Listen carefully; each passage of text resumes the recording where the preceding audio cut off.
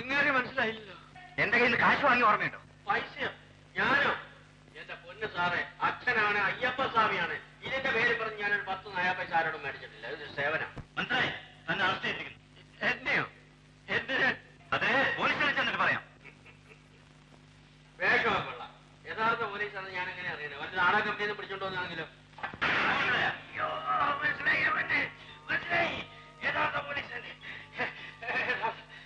എന്റെ ഓഫീസിലെ ഏമാനന്മാർ ആദ്യമായിട്ട് വരികയല്ലേ. ഇങ്ങോട്ട് ഇരുന്നാണ്, ഞാൻ കുടിക്കാനുണ്ടെങ്കിലും മേടിച്ചോണ്ട് വരാം.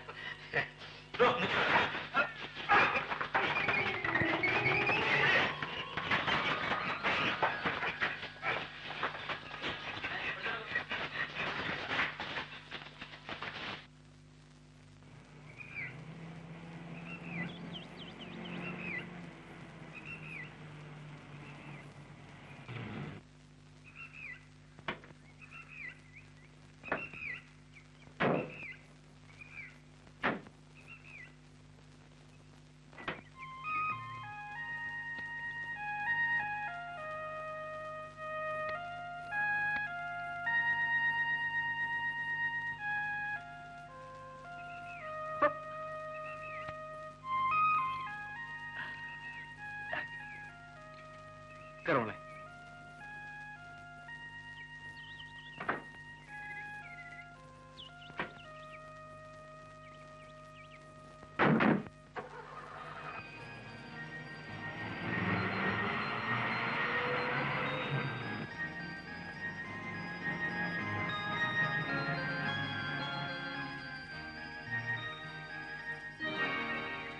ഇറങ്ങോളെ.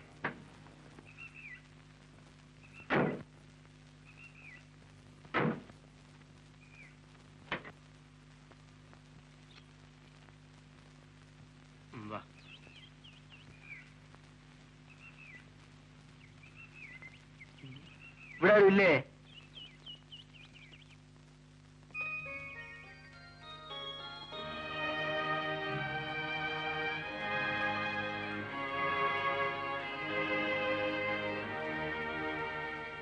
എന്റെ കാറിൽ ഒഴിക്കാൻ കുറച്ച് വെള്ളം വേണം. ഞാൻ കൂടെ എടുത്തോളാം.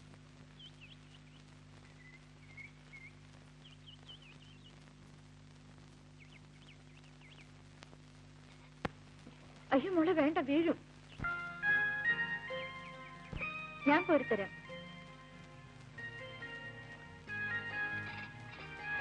അല്ല സാറെന്താ ഇവിടെ? കാറിന്റെ റേറ്റിൽ വെള്ളം തീർന്നു, കുറച്ച് വെള്ളം ഒഴിക്കണം. ഇതെന്റെ വീടാ, ഇതെന്റെ പെങ്ങളാ.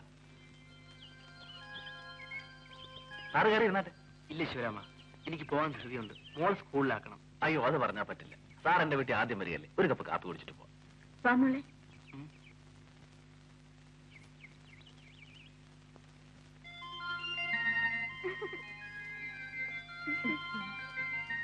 ബിന്ദുമോൾ എത്രയല്ല പഠിക്കുന്നേ? First standard. മോളുടെ അമ്മയുടെ പേരെന്താ? എനിക്ക് അമ്മയില്ല, എന്റെ അമ്മ മരിച്ചുപോയി.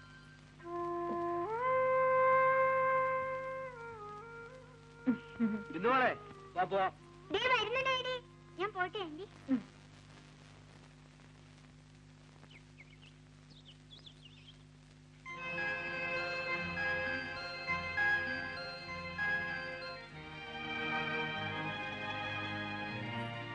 മോളെടുത്തോ. മറ്റേ ആന്റി.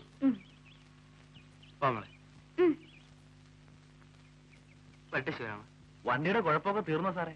ഒത്തിരി ദൂരം പോകേണ്ടതല്ലേ? തീർന്നു. എന്ന് ഞാൻ വരട്ടെ.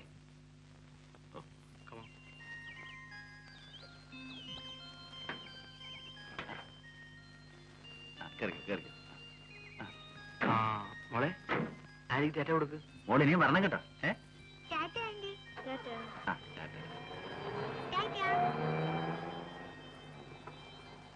നല്ല മനുഷ്യനാ, പണക്കാരനാണെന്ന ഭാവമേ ഇല്ല.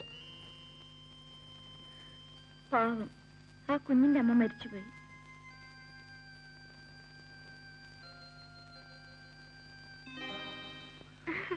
ഡാഡി, ഡാഡി, നമ്മൾ ഇന്നാള് പോയില്ലേ, ആ ആന്റിയുടെ അടുത്ത് പോകാം. മോൾ അവരെ മറന്നില്ലേ? അവൾ ഒരുപാട് ദൂരെയല്ലേ മോളെ? എന്നാ ഡാഡി ആന്റി ഇങ്ങോട്ട് കൂട്ടിക്കൊണ്ടുപോവാ. ആ ആന്റി എനിക്ക് വലിയ ഇഷ്ടാ. ആ ആന്റി ഇവിടെ വന്നാ എന്നെ കുളിപ്പിക്കൂ, എനിക്ക് ചോറ് തരൂ, ഞാൻ ആന്റിയുടെ കൂടെ ഉറങ്ങും.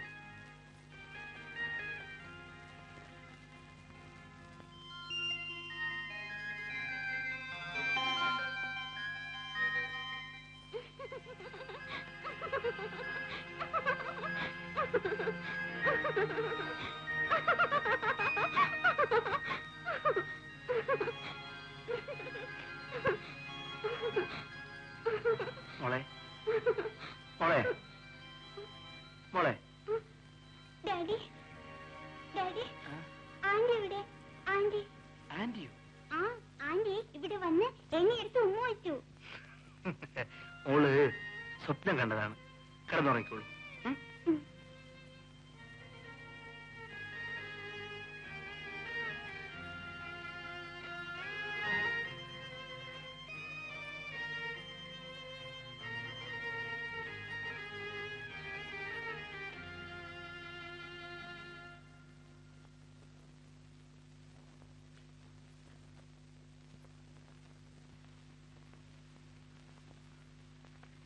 ഞാൻ ശിവരാമനെ വിളിപ്പിച്ചത് ഒരു കാര്യം പറയാനാണ്. എന്താണ് സാർ? ശിവരാമ, എന്താണെങ്കിലും സാറിന് എന്നോട് പറയാമല്ലോ. എന്റെ ഭാര്യ മരിച്ചുപോയി. ഇപ്പോഴാണ് എന്റെ മോൾക്ക് ഒരമ്മ വേണമെന്ന് തോന്നി തുടങ്ങിയത്. ഞാനത് മനസ്സിലാക്കണ്ടേ? ഒരായക്ക് ഒരിക്കലും ഒരമ്മയാവാൻ കഴിയില്ല.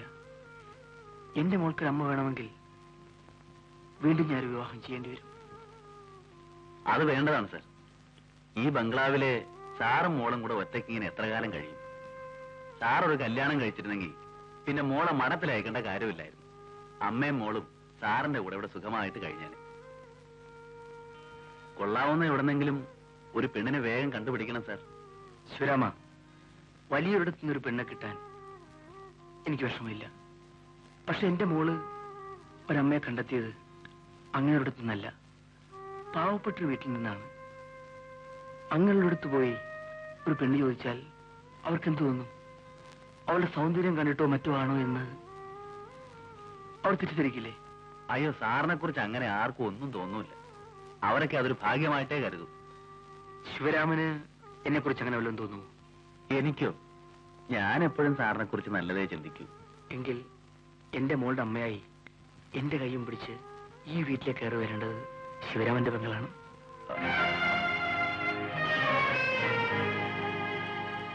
എന്താ, ശിവരാമൻ ഇഷ്ടമല്ലേ?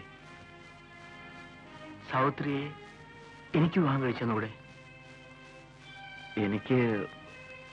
എനിക്കൊന്ന് ആലോചിക്കണം സാർ. മതി, ആലോചിച്ച് പൂർണ്ണ സമ്മതമുണ്ടെങ്കിൽ മാത്രം ശിവരാമൻ സമ്മതിച്ചാൽ മതി.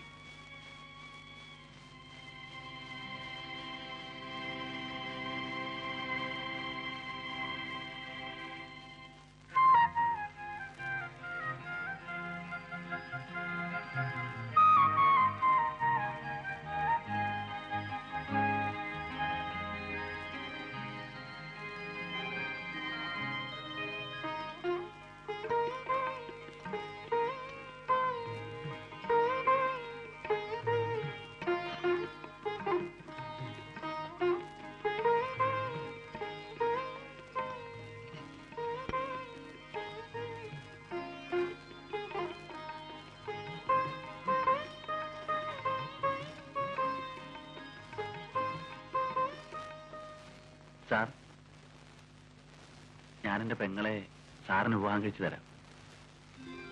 എനിക്ക് സമ്മതമാണ് സാർ. എനിക്ക് സമ്മതമല്ല. സാവിത്രി, നീ നല്ലതുപോലെ ആലോചിച്ച് നോക്ക്. എന്താലോചിക്കാനാണ്? ഇങ്ങനെയൊന്ന് ആഗ്രഹിക്കാൻ എന്റെ ജീവിതത്തിൽ എന്താണുള്ളത്? ചേട്ടനൊന്ന് ഓർത്തു നോക്ക്. ഞാനൊരു വീട്ടു ജോലിക്ക് നിന്നു. അവിടെ ഒരാളെന്നെ ചതിച്ചില്ലേ? ഞാൻ ഇയാളുടെ കുഞ്ഞിന്റെ അമ്മയായി. ഇതൊക്കെ അറിയാവുന്ന ചേട്ടനാണോ എന്നോട് ഇങ്ങനെ പറയുന്നത്? അറിയാവുന്നതുകൊണ്ടാണ് ഇങ്ങനെ വേണമെന്ന് പറയുന്നത്. സാവിത്രി, നീ നിന്റെ കഴിഞ്ഞ കാലം മറക്കണം.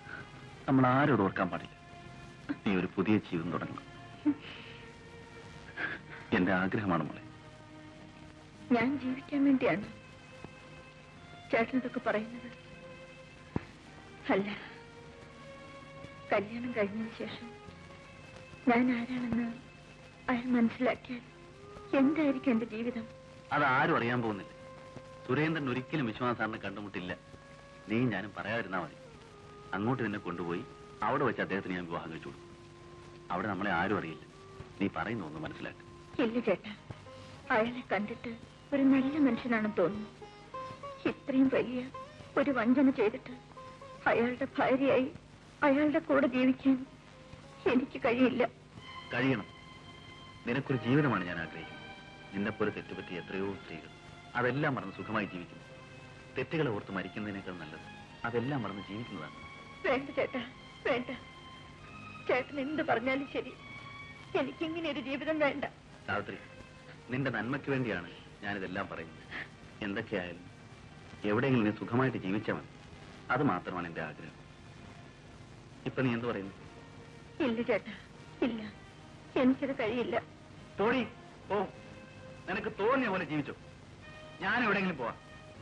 നിനക്കിങ്ങനെ ഒറ്റയ്ക്ക് ജീവിച്ചാൽ മതിയല്ലോ. പിന്നെ ഞാനെന്തിനാ? ഒരു നല്ല സ്ഥലത്ത് ഒരു നല്ല ആലോചന വന്നപ്പോ നിനക്കത് വയ്യ, നിനക്കത് വേണ്ട. എടീ, ഇത്രയും കാലം ഞാൻ നിനക്ക് വേണ്ടേ ജീവിച്ചു, അറിയാവോ? നീ ഇതിന് സമ്മതിച്ചില്ലെങ്കിൽ പിന്നെ ഞാനില്ല. ഓടി, പോ. നിനക്ക് തോന്നിയ പോലെ ജീവിച്ചു, പോ. ചേട്ടാ, ഞാൻ കാരണം ചേട്ടൻ വിഷമിക്കരുത്, വേദനിക്കരുത്. ചേട്ടന്റെ സുഖത്തിനും സന്തോഷത്തിനും വേണ്ടി എന്നെ കുറിച്ച് എന്ത് തീരുമാനം വേണമെങ്കിലും ചേട്ടൻ എടുക്കണം.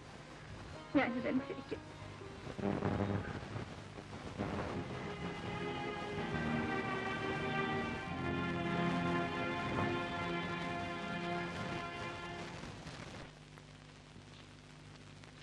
Hello, good morning sir. Good morning.